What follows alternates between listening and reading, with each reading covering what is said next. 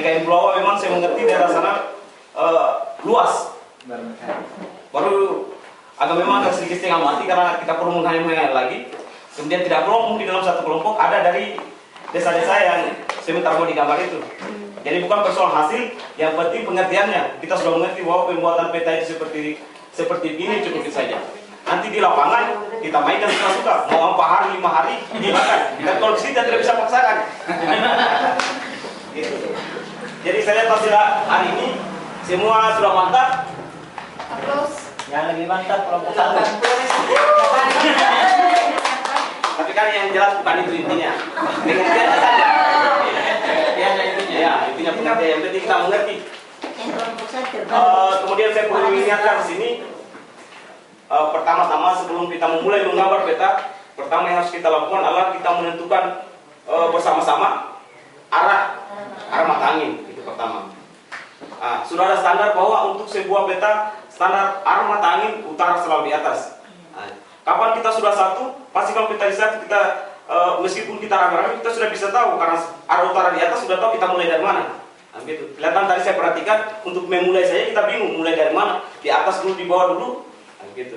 Ya pertama harus kita mulai sebelum memulai menggambar peta kita tentukan sama-sama arah mata angin.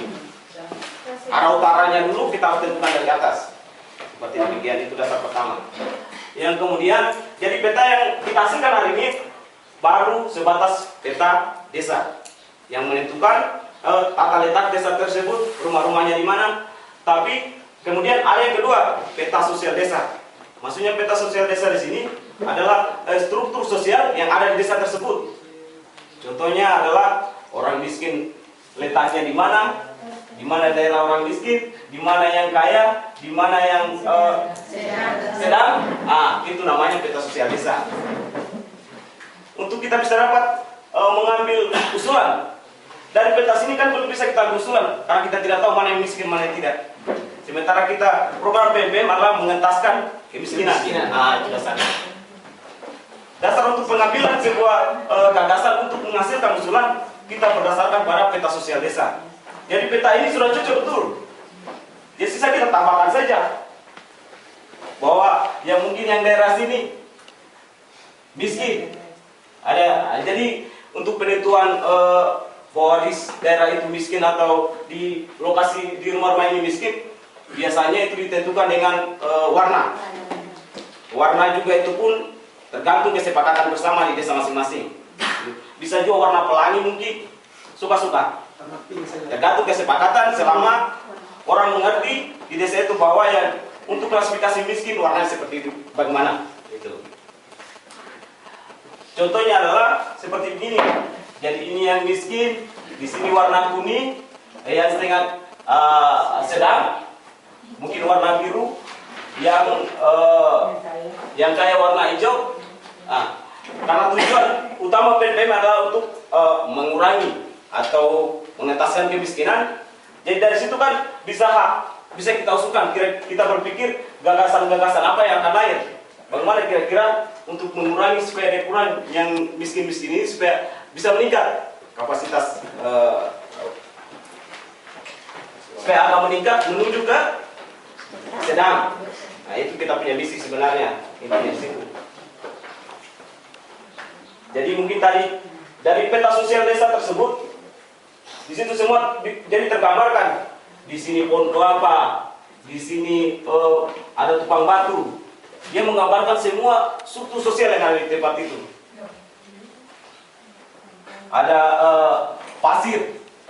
Jadi mana itu? Ya, tanya.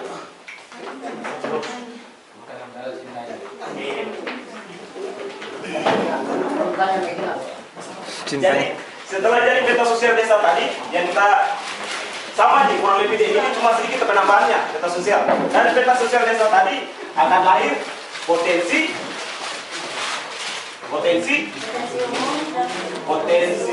umum dan khusus. Di potensi umum dan khusus ini sudah termasuk di peta sosial tersebut sudah tergambarkan kalau ada kebun kelapa, batu, pasir, Karena kita sudah gambarkan di peta sosial itu tadi. Sudah tergambar semua. Pantai.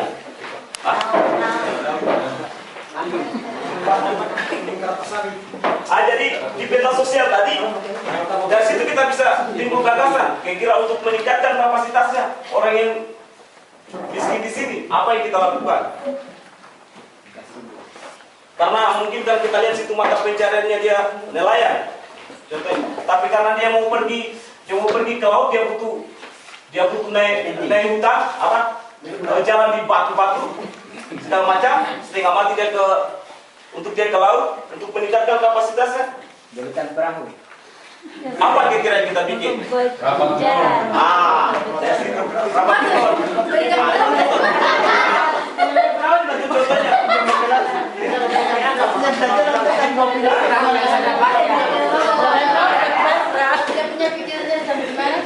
Jadi itu contohnya tadi. Ini. Kita buat cara beton. Kalau jalannya berapa bisa, kalau bilangnya tidak perahu. Iya maksudnya yang turun di laut kok. Ceritanya dia Laut. ceritanya Kita- orangnya. Orangnya yang turun di laut ya apa? Jadi dia ceritanya kita buat untuk menggampangkan dia. Yang miskin tadi supaya dia bisa beraktivitas, otomatis waktu kan dia bisa kurangi. Yang tadinya dia ikannya dia butuhkan ke pasar dia butuh 2 jam, dia baru di pasar dia sudah setengah pasti orang mau beli, jarang mau beli lagi.